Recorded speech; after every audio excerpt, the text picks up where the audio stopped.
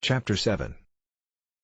The author, being informed of a design to accuse him of high treason, makes his escape to Blefuscu. His reception there. Before I proceed to give an account of my leaving this kingdom, it may be proper to inform the reader of a private intrigue which had been for 2 months forming against me. I had been hitherto, all my life, a stranger to courts, for which I was unqualified by the meanness of my condition. I had indeed heard and read enough of the dispositions of great princes and ministers, but never expected to have found such terrible effects of them, in so remote a country, governed, as I thought, by very different maxims from those in Europe. When I was just preparing to pay my attendance on the Emperor of Blefuscu, a considerable person at court, to whom I had been very serviceable, at a time when he lay under the highest displeasure of his Imperial Majesty, came to my house very privately at night, in a close chair, and, without sending his name, desired admittance. The chairmen were dismissed. I put the chair, with his lordship in it, into my coat pocket, and, giving orders to a trusty servant, to say I was indisposed and gone to sleep, I fastened the door of my house, placed the chair on the table, according to my usual custom, and sat down by it.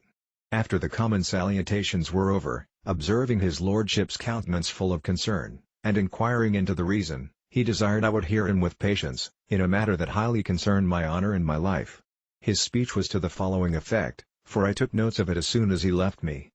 "You are to know," said he, "that several committees of council have been lately called, in the most private manner, on your account, and it is but 2 days since His Majesty came to a full resolution.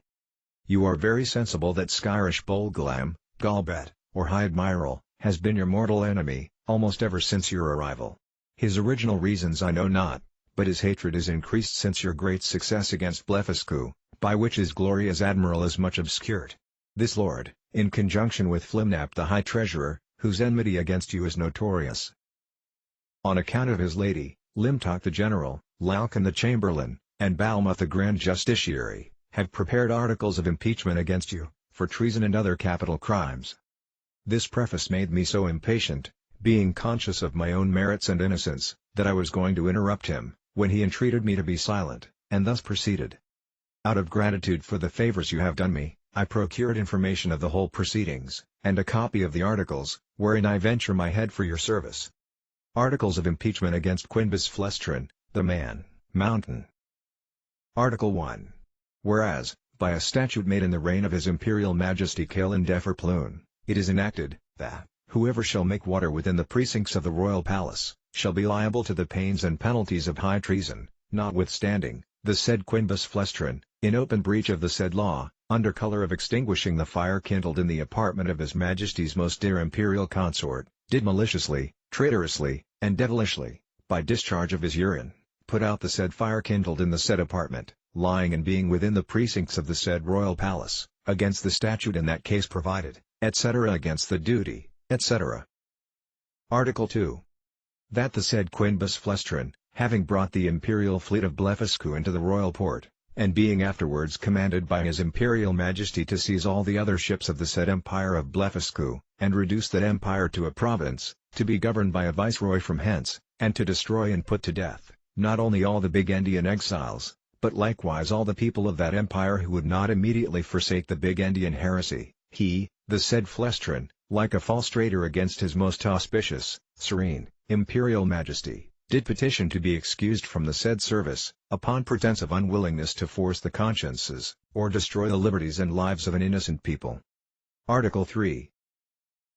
That, whereas certain ambassadors arrived from the court of Blefuscu, to sue for peace in His Majesty's court, he, the said Flestrin, did, like a false traitor, aid, abet, comfort, and divert, the said ambassadors, although he knew them to be servants to a prince who was lately an open enemy to His Imperial Majesty, and in an open war against his said Majesty.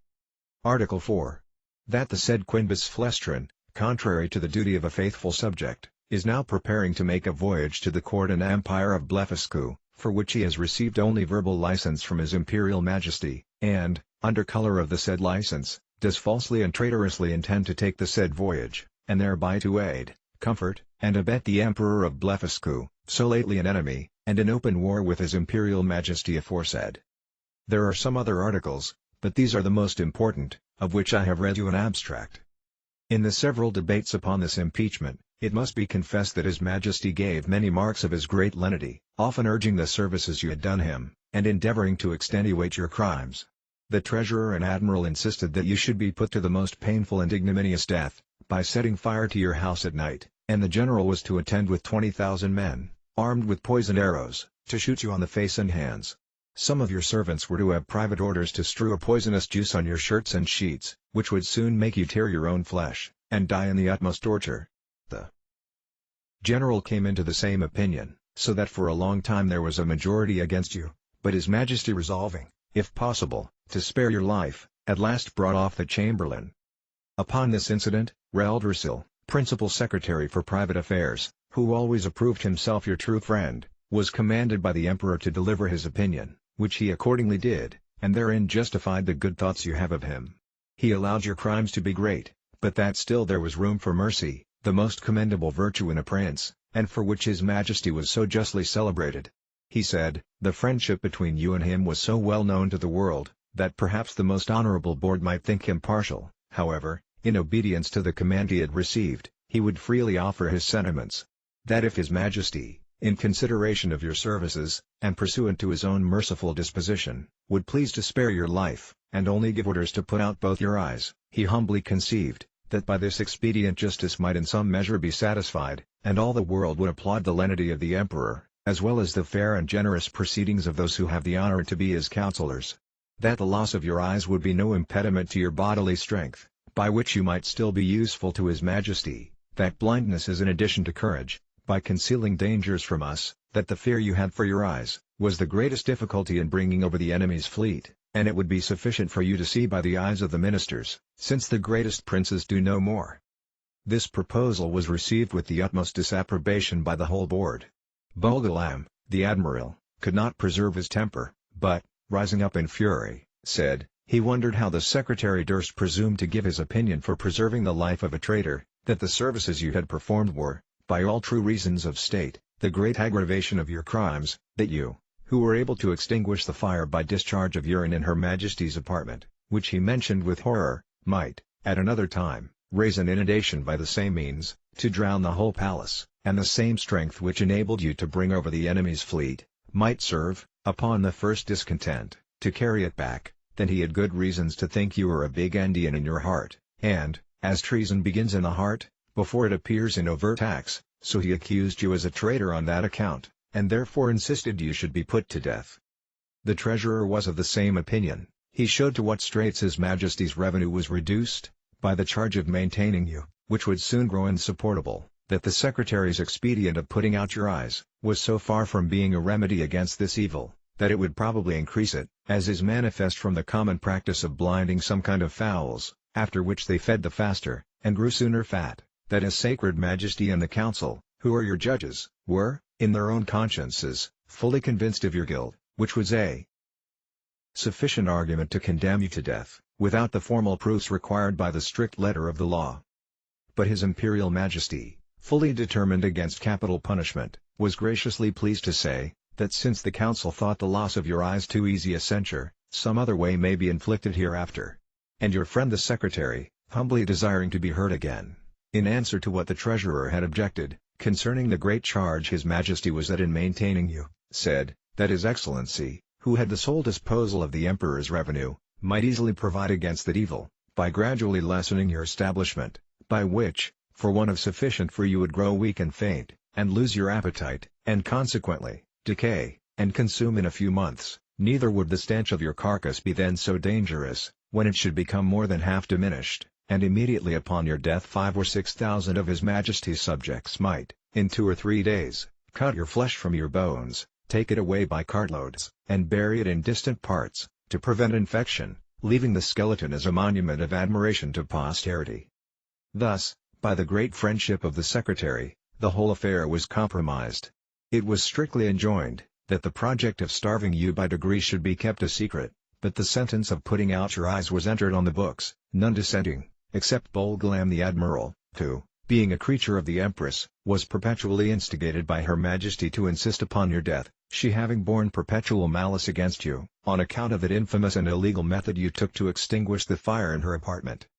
In 3 days your friend the secretary will be directed to come to your house, and read before you the articles of impeachment, and then to signify the great lenity in favor of his majesty and council, whereby you are only condemned to the loss of your eyes, which his majesty does not question you will gratefully and humbly submit to, and 20 of his majesty's surgeons will attend, in order to see the operation well performed, by discharging very sharp-pointed arrows into the balls of your eyes, as you lie on the ground.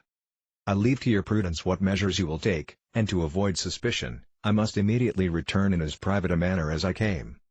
His lordship did so, and I remained alone, under many doubts and perplexities of mind. It was a custom introduced by this prince in his ministry, very different, as I have been assured, from the practice of former times, that after the court had decreed any cruel execution, either to gratify the monarch's resentment, or the malice of a favorite, the emperor always made a speech to his whole council, expressing his great lenity and tenderness, as qualities known and confessed by all the world. This speech was immediately published throughout the kingdom, nor did anything terrify the people so much as those encomiums on his majesty's mercy, because it was observed, that the more these praises were enlarged and insisted on, the more inhuman was the punishment, and the sufferer more innocent. Yet, as to myself, I must confess, having never been designed for a courtier, either by my birth or education, I was so ill a judge of things, that I could not discover the lenity and favor of this sentence, but conceived it, perhaps erroneously, rather to be rigorous than gentle. I sometimes thought of standing my trial, for, although I could not deny the facts alleged in the several articles, yet I hoped they would admit of some extenuation. But having in my life perused many state trials, which I ever observed to terminate as the judges thought fit to direct, I durst not rely on so dangerous a decision, in so critical a juncture, and against such powerful enemies. Once I was strongly bent upon resistance, for, while I had liberty the whole strength of that empire could hardly subdue me, and I might easily with stones pelt the metropolis to pieces, but I soon rejected that project with horror, by remembering the oath I had made to the emperor, the favors I received from him, and the high title of Nardots he conferred upon me. Neither had I so soon learned the gratitude of courtiers, to persuade myself, that his majesty's present severities acquitted me of all past obligations. At last, I fixed upon a resolution, for which it is probable I may incur some censure, and not unjustly, for I confess I owe the preserving of mine eyes, and consequently my liberty, to my own great rashness and want of experience, because, if I had then known the nature of princes and ministers, which I have since observed in many other courts, and their methods of treating criminals less obnoxious than myself, I should, with great alacrity and readiness, have submitted to so easy a punishment. But hurried on by the precipitancy of youth, and having his imperial majesty's license to pay my attendance upon the Emperor of Blefuscu, I took this opportunity, before the 3 days were elapsed, to send a letter to my friend the secretary, signifying my resolution of setting out that morning for Blefuscu, pursuant to the leave I had got, and, without waiting for an answer, I went to that side of the island where a fleet lay. I seized a large man of war, tied a cable to the prow, and, lifting up the anchors, I stripped myself, put my clothes, together with my coverlet, which I carried under my arm, into the vessel, and, drawing it after me, between wading and swimming arrived at the royal port of Blefuscu, where the people had long expected me. They lent me 2 guides to direct me to the capital city, which is of the same name. I held them in my hands, till I came within 200 yards of the gate, and desired them to signify my arrival to one of the secretaries, and let him know, I there waited his majesty's command. I had an answer in about an hour, that his majesty, attended by the royal family, and great officers of the court, was coming out to receive me. I advanced 100 yards. The emperor and his train alighted from their horses, the empress and ladies from their coaches, and I did not perceive they were in any fright or concern. I lay on the ground to kiss his majesty's and the empress's hands. I told his majesty, that I was come according to my promise, and with the license of the emperor my master, to have the honor of seeing so mighty a monarch, and to offer him any service in my power, consistent with my duty to my own prince, not mentioning a word of my disgrace, because I had hitherto no regular information of it, and might suppose myself wholly ignorant of any such design, neither could I reasonably conceive that the emperor would discover the secret, while I was out of his power, wherein, however, it soon appeared I was deceived. I shall not trouble the reader with the particular account of my reception at this court, which was suitable to the generosity of so great a prince, nor of the difficulties I was in for want of a house and bed, being forced to lie on the ground, wrapped up in my coverlet.